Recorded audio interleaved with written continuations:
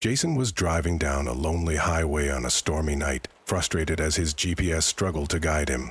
The rain pounded heavily against his windshield, and visibility was poor. Just as he was about to give up, the GPS recalculated and directed him to a place called Black Ridge Inn.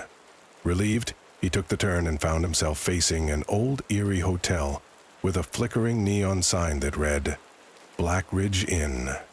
Vacancy. Jason stepped into the dimly lit lobby, shaking off the rain. The room smelled musty, and antique furniture gave it an unsettling vibe. On the counter sat a dusty bell. He called out, but no one responded at first.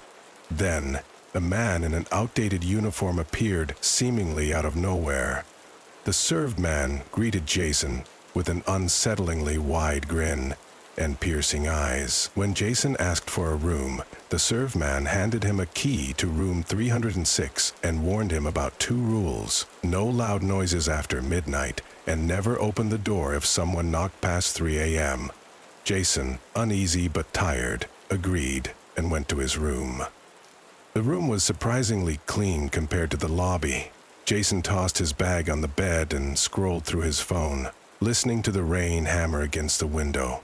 Suddenly, there was a faint knock on the door. Confused, he opened it, but no one was there. Shrugging it off, he locked the door and went to bed. Hours later, at 3 a.m., loud knocks woke him.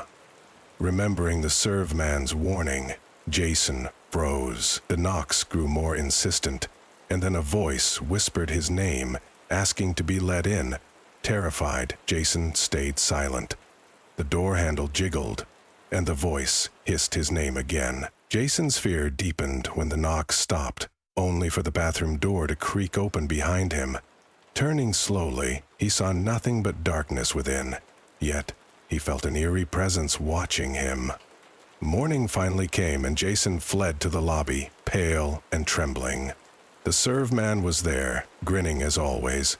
Jason angrily demanded to know who had been knocking on his door all night. The serve man's grin widened unnaturally as he calmly replied that it was impossible since Jason was the only guest in the hotel.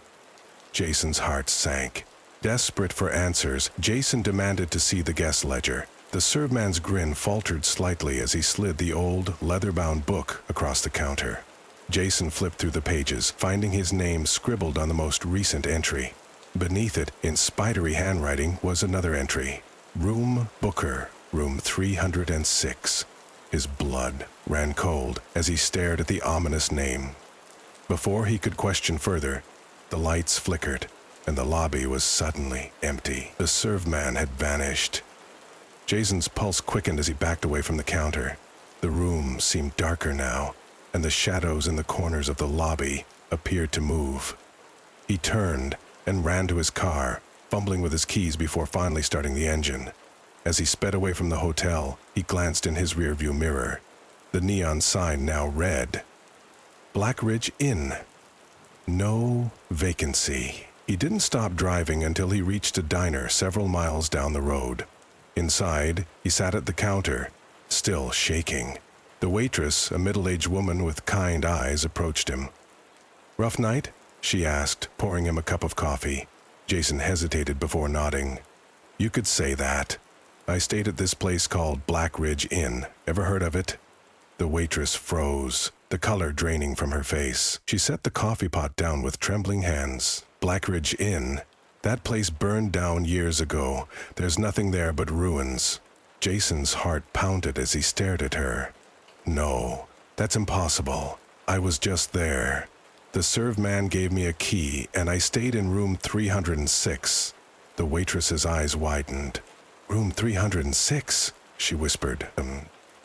That's where the fire started. They say a guest, room booker, set the whole place ablaze. He and everyone else inside. They never made it out." Jason's coffee cup trembled in his hand. He could still hear the voice from the night before, hissing his name, pleading to be let in. Was it room booker who had been knocking on his door? The waitress's voice snapped him back to the present. You're lucky to be alive. No one's seen that place standing in decades." Jason didn't respond. He left cash on the counter and stumbled out of the diner, his mind racing. Back in his car, he couldn't shake the feeling that he was being watched. As he drove away, the faint sound of knocking echoed in his ears. The road stretched on endlessly, and the storm returned with renewed fury. Jason gripped the wheel tightly, his knuckles white. His headlights barely penetrated the dense fog, but he was too afraid to stop.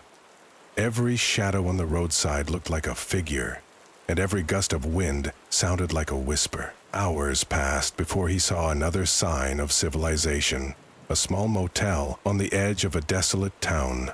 Exhausted, he pulled into the parking lot and entered the office.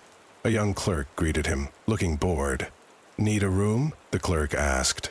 Jason hesitated, memories of Black Ridge Inn still fresh in his mind, but he nodded. "Yeah, just for the night." The clerk handed him a key. "Room 3. Jason walked to the room, his heart heavy with dread. He unlocked the door and stepped inside. The room was plain and unremarkable, but something felt off. He checked the closet and bathroom, finding nothing unusual. Still, he couldn't shake the feeling that he wasn't alone. He sat on the bed, staring at the key in his hand. It was old and worn, just like the one from Black Ridge Inn. Turning it over, he froze. Engraved on the key was a single word: Booker. The lights flickered, and the room plunged into darkness. Jason's scream was lost in the night.